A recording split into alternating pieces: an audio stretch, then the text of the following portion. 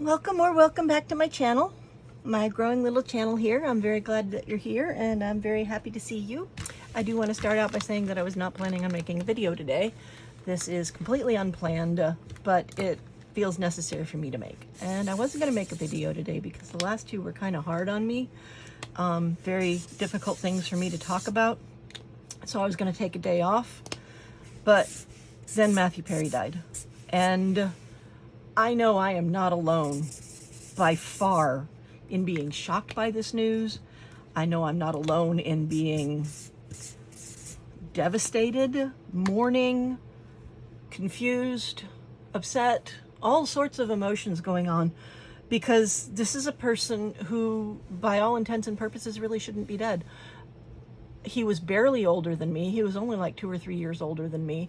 And he was a very important person in my life because of his job, because of the way he acted and because of his acting skills and because of the way he portrayed his characters. He was a very important person to me. And I am absolutely positive that I am not alone in this. And I know that a lot of people are suffering, and I know that a lot of people are reeling, and I would like to express my condolences to everybody who knew him, and I want to express my condolences to everybody who loved him as an actor, loved him as a person, loved him as a character, loved him as a role model, loved him as a hero, loved him as whatever he was to you. And I'm very sorry that he's gone, and I'm sure that many, many, many people feel the same way.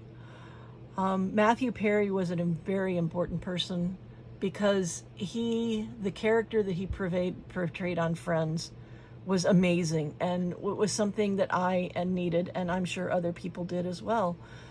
I have alluded in my videos that most of my childhood I was ostracized and shunned. All of my adulthood I was ostracized and shunned.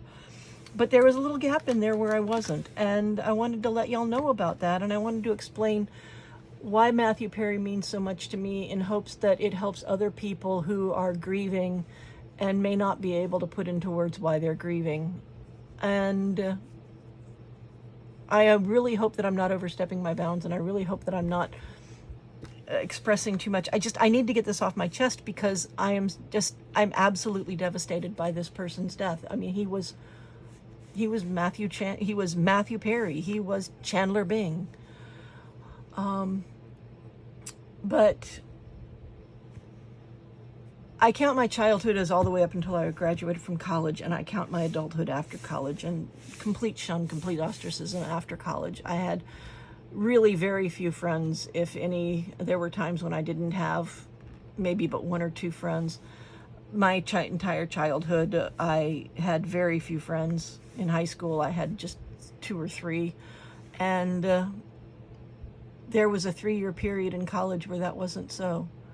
My sophomore, junior, and senior year in college, I had a group of friends, a real group of friends, and we were quirky, and we were witty, and we were diverse, and we were amazing, and we had fun, and we accepted each other exactly who we were. And that was such an amazing experience, to be accepted for exactly who I am, and accepting everybody for exactly who they were, and having a whole group of people that were like-minded, accepting people. And I think the reason that we had that in the college that I went to is because the college that I went to had a very large Greek population and a very small non-Greek population. So all the Barbaras and Kenneths were off doing their sorority and fraternity things. And those of us that were not associated with a sorority or fraternity, there was a small group of us, and we just associated with each other. And we were the outcasts. And we had a group of friends that was just amazing. And at any point in time, I knew there was somebody that I could go talk to that would accept what I was saying and wouldn't try to misinterpret it and wouldn't try to go overboard with it. And for a neurodivergent person, having that is amazing. And then I graduated. And the same year that I graduated is the year that Friends started. And through every fault of my own, I lost all of my college friends. And it's just because I stopped talking to them. One, my best friend, she was my best friend for a while, I totally messed that up. It was totally on me. I screwed it up beyond all recognition. And I can't fix it. I'm completely incapable of fixing it at this point. My other college friend that I still keep in contact with, it's him and his wife now, and it's just because he wouldn't stop talking. He wouldn't let me stop talking to him because he kept talking to me. The persistence is why we're still friends. And I would not trade that for anything. It may sound like I'm complaining, but I'm not. So I lost all my college friends, and then there was Friends, the television show. And it was a group of people who were quirky and odd and somewhat socially misfit in their own personal ways, but together they made a group of people just like my friends in college were that type of group of people. And I hung on to Friends dearly because it was just such an amazing thing for me. And I am absolutely positive that there are many other people that adored Friends for much the same reason. It was this group of quirky people who stuck together through thick or thin. And they even stuck together, the actors even stuck together when they did the negotiations for their salaries. And it was amazing how well they did that. One of the reasons that the Friends stars ended up making so much money per episode was because they would never allow any negotiations to occur unless all 6 of them were together. And because of that, the studio could never take advantage of one over the other. There was never one that was the star and the others got less money. And it was an amazing way to go about making sure that your friends were taken care of. And even that part of Friends was amazing because it's a way for a group of people to make sure that each other is taken care of. And having that group of people where everybody makes sure that everybody else is taken care of is one of the most amazing things that there can be. And I dearly love my 3 years where I had that. And I will not in any way ever diminish the memory of that time in my life.